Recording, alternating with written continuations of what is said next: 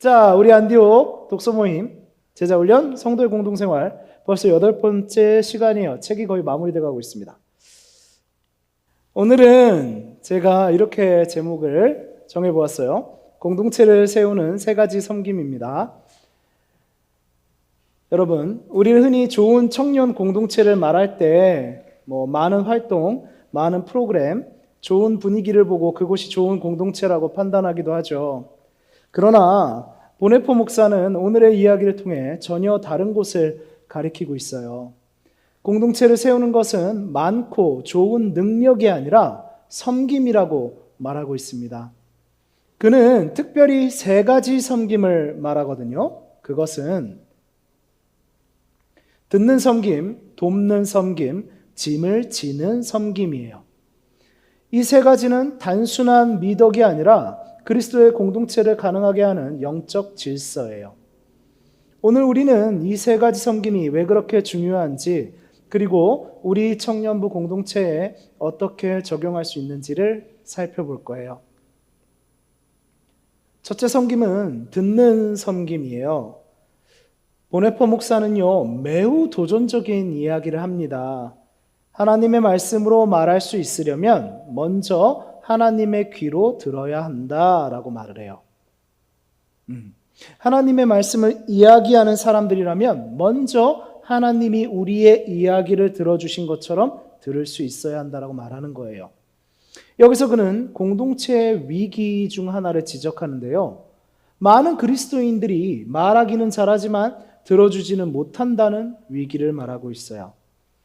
보네포에게 듣는 행위는 단순한 예의가 아니에요.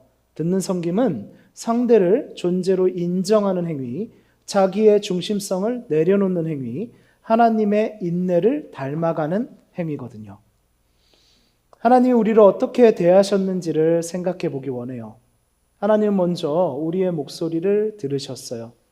하나님은 우리가 그분에게서 고개를 돌려도 참으셨어요. 하나님은 성급히 우리와의 관계를 끊지 않으셨어요. 여러분, 잘 듣지 못하는 사람은 아직 자기에게 임한 하나님의 인내를 깊이 경험하지 못한 사람일 수 있어요. 하나님이 어떠한 분이신지를 잘 모르는 사람일 수 있어요. 우리 공동체를 돌아보길 원해요. 우리는 조언은 빠른데 공감은 느리지 않나요? 우리는 답을 말하기를 원하는데 경청은 부족하지 않나요? 우리는 말은 빠르지만 마음이 느리지 않습니까? 공동체는 잘 말하는 사람 때문에 살아나는 것이 아니라 잘 들어주는 사람 때문에 살아나요. 그렇게 나의 이야기를 들어주고 나를 알아주는 사람이 있으면 공동체를 더욱 사랑하게 됩니다. 둘째 섬김은 돕는 섬김이에요. 보네포 목사는 말합니다. 사랑과 긍휼을 행하는 자만이 하나님의 사랑과 긍휼을 전할 수 있다라고 말을 해요. 이것은 매우 실제적인 기준이지요. 말로만 사랑을 말하는 것은 기독교 공동체의 방식이 아니라는 거예요. 이겁니다. 사랑을 삶으로 살아라 라고 말하는 거예요. 보네포가 말하는 도움은 단순한 이벤트성 봉사를 말하는 게 아니에요. 그가 말하는 도움은요, 일상 속에 작은 필요를 보는 눈, 내 앞에 사람의 연약함을 보는 눈, 그것을 긍휼히 여기고 기꺼이 불편함과 귀찮음을 감수하는 사랑, 타인에 대한 계산하지 않는 친절을 말해요. 보네포는 말합니다. 하나님은 우리가 위대한 일을 하기를 기다리시는 경우가 많지 않다라고 해요. 오히려 하나님은 작은 배려, 사소한 수고, 눈에 띄지 않는 도움을 통해 공동체를 세워가십니다. 우리 안디옥 청년 공동체에서 돕는 섬김은 이렇게 나타날 수 있겠죠. 먼저 다가가 안부를 묻고 상대의 생각과 판단을 존중하고 들어주며 상대가 가진 생각들, 상대가 처한 상황을 나의 이야기와 상황으로 깊이 생각해 보는 것. 만나면 밥 먹었냐고 물어보고, 표정이 안 좋으면 어디 아프냐고 물어보고, 그리고 무엇보다 중요한 것은 그렇게 나눈 이야기를 기억해 주는 것. 그리고 그 기억을 통해 실질적인 도움을 주는 것. 또한 교회를 위해 교회 안에 보이지 않는 일을 감당하는 것, 너무나 귀한 도움이에요. 여러분, 공동체는 큰 사역이나 프로그램보다 작은 도움들의 누적으로 건강해지는 겁니다. 셋째 섬김은요, 짐을 지는 섬김이에요. 저는요, 이 부분이 오늘의 클라이맥스라고 생각해요. 보네퍼 목사도요, 이 세 번째 섬김에 대해서 충격적인 말을 우리에게 던집니다. 이렇게요. 보세요. 우리에게 형제는 짐이다. 이렇게 말을 해요. 이 표현은 불편하죠. 우리의 상식을 깨뜨리기 때문이에요. 형제를 사랑하라. 환영합니다. 이렇게 하는 것이 교회의 모습이라고 생각을 했죠. 근데 보네퍼 목사가 얘기하는 거예요. 형제는 짐이라고요. 사실 이 말이 불편한 이유는 우리의 위선을 무너뜨리기 때문이에요. 보네퍼 목사는 이상적인 공동체라는 위선적인 환상을 깨뜨려 버리거든요. 보네퍼 목사의 논리는 매우 명확합니다. 믿음이 없는 세상의 사람들은요, 타인이 짐이 되면 관계를 끊으면 돼요. 불편하면 거리를 두면 되겠네요. 그 사람 때문에 힘들면 떠나야지요. 사랑한다라고 막 고백했던 사이라도요, 불편해지고 짐이 되고 아프고 힘들면 헤어지고 맙니다. 그러나 그리스도의 공동체는 서로의 짐을 함께 집니다. 서로의 약함을 감당합니다. 서로를 참습니다. 그래서 형제는 짐이라는 거예요. 이것을 인식하고 각오하고 감당하라는 겁니다. 왜 우리는 그래야 합니까? 보네퍼 목사의 중심 논리는 이거예요. 같이 읽어볼까요? 여기서 시작. 그리스도께서 우리를 참으셨다 때문이에요. 그리스도께서 우리를 참으시고 그리스도께서 우리의 짐을 지셨다. 즉 우리가 형제의 짐을 지는 것은 내가 착한 사람이 되기 위함이 아니라, 도덕적인 점수를 높이기 위함이 아니라, 내가 받은 그리스도의 참음을 통해 누군가를 참아내는 복음을 닮아가는 행위예요. 어렵습니까? 너무 이상적으로 들릴 수도 있겠네요. 여러분, 보네퍼 목사는 이상주의자가 아니에요. 그는 편안하고 안락한 의자에 앉아서 책상에서 좋은 펜으로 이 글을 쓰고 있는 게 아니에요. 그는 현실을 너무나 잘 알죠. 우리 첫째 시간에 나누었죠? 다시 한번 생각해 보죠. 그는 그 무서운 히틀러의 나치 정부에 쫓기던 사람이에요. 도망쳐서 공동체를 구성했습니다. 히틀러를 반대할 신앙의 자유를 위해서 말이죠. 그런데 그렇게 만들어진 공동체에도요, 사람들이 와서 싸워요. 그냥 히틀러에 반대한다라는 거로만 뭉쳤지 그들의 생활 방식도 너무 다르고요.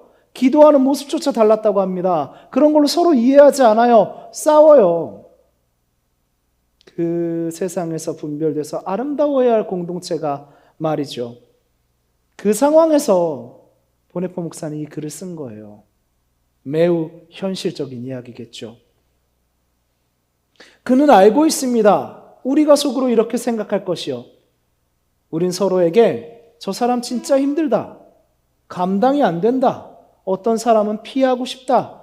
저 사람은 교회 안 왔으면 좋겠는데 지금 우리 이렇게 하고 있는데 저런 외모의 사람이, 저런 말투의 사람이 왜 나타나지? 저 사람 집에 안 가나? 이런 생각을 한다는 걸 알아요. 보네퍼 목사님은요. 그래서 그는 매우 목회적인 처방을 줍니다. 형제의 짐이 버거울 때 그를 위해 중보기도를 하라고 말합니다. 우리 교단은 도고기도란 표현을 쓴다고 말씀드렸어요. 왜 중보기도입니까? 중보기도는요, 상대를 다시 하나님의 시선으로 보게 만들어요. 그리고 내 마음에 거부감을 녹이고 내가 받은 십자가의 은혜를 기억하게 하기 때문입니다. 여러분들, 누가 불편하신가요? 미우신가요? 또는 이해되지 않은 상황이 있습니까? 그 대상을 두고 그 대상을 위해서 기도하십시오. 여러분에게 알게 하시는 하나님의 뜻이 있을 거예요. 이 세 가지 섬김을 정리하면서 보네퍼는 매우 중요한 결론에 도달합니다. 이 세 가지 섬김이 공동체의 최고 가치, 복음의 재현이라고 말합니다. 듣는 섬김, 돕는 섬김, 짐을 지는 섬김, 왜 이것이 최고의 가치겠습니까? 그 이유를 보네퍼 신학으로 정리하면 이것이 하나님이 우리에게 하신 일이기 때문이에요. 하나님은 우리의 말을 들으셨고, 하나님은 우리를 도우셨고, 그리스도께서는 우리의 짐을 지셨습니다. 즉, 섬김은 공동체의 전략이 아니라, 공동체의 도덕적 지표가 아니라 이 땅 위에 복음을 재현하는 일인 것입니다. 아까 설교에서도 제가 그런 생각을 했어요. 교회는 목사님이라 하면, 전도사라 하면 이 땅 위에 복음의 재현을 해야 합니다. 안 돼도 어려워도 그렇게 보이려고 노력이라도 해야 돼요. 맞는 말이지만 제가 참 싫어하는 말이 있어요. 다 똑같은 사람인데 이런 말 합니다. 그럼 그냥 똑같은 사람으로 있었으면 좋겠어요. 여기서 보네퍼의 마지막 일격이 나옵니다. 교회의 모습을 생각해 봅시다. 교회는 뛰어난 인물이 아니라 신실하게 섬기는 사람이 필요하다는 말이에요. 교회는요, 어디서 유학을 했던, 어떠한 학위가 있던, 어떠한 경력이 있던 그런 사람이 좋은 목회자가 아니에요. 그 사람이 어떻게 섬겼느냐가 중요한 겁니다. 오늘 세 가지의 섬김을 잘 하고 있는가가 중요한 거예요. 이 말은 특히 오늘의 교회들에게 급진적인 말입니다. 우리는 흔히 교회의 성장의 열쇠를 능력, 카리스마, 리더십, 프로그램, 영향력, 심리적인 테크닉 이런 곳에서 찾습니다. 그러나 보네퍼는 말합니다. 공동체를 살리는 사람은 조용히 섬기는 사람이라고 말이죠. 그리고 교회가 세상을 감동시키는 방법은 교회가 세상을 섬길 때 가능한 겁니다. 세상이 품지 않는 것을 교회가 품어야 합니다. 딸아 아들아 안심하라 했던 그리스도를 기억해야 합니다. 그래야 우리는 세상과 달라 보입니다. 그래야 교회로 올 겁니다. 세상에 똑같은데, 세상과 똑같은데 불편하기만 하고 할 수 없는 것만 잔뜩이고 다르다라고 말만 해야 되는 위선 속에서 누가 교회를 찾습니까? 진짜가 되면 진짜로 원하는 사람들이 올 겁니다. 우리는 어떻습니까? 사랑하는 청년 여러분, 오늘 말씀 앞에서 우리 각자에게 질문해 보기를 원합니다. 저도 하겠습니다. 나는 말을 잘하는 사람인가, 잘 듣는 사람인가? 나는 사랑을 잘 설명하는 사람인가, 실제로 사랑하는 사람인가? 나는 불편한 형제 자매를 견디는가? 그 짐을 지려 하는가? 아니면 피하는가? 그리고 마지막으로 이것을 기억합시다.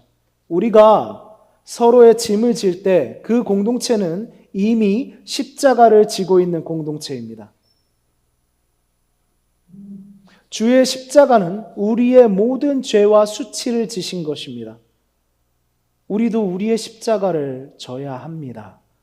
이것은 의무가 아니라 그리스도의 십자가에서 그리스도가 못 박히실 때 세상의 죄인인 나를 그곳에 같이 못 박은 사람은 당연히 그렇게 하게 되는 겁니다. 여러분의 십자가를 지고 주의 길을 함께 걷는 안디옥 청년들이 되기를 주님의 이름으로 축복합니다. 기도합시다. 주님, 듣는 귀를 주십시오. 돕는 손을 주십시오. 짐을 함께 질 수 있는 십자가의 마음을 주십시오. 우리 청년부가 능력의 공동체가 아니라 십자가의 공동체가 되게 하옵소서.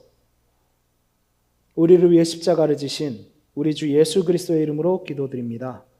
아멘. 마쳤습니다. 고맙습니다.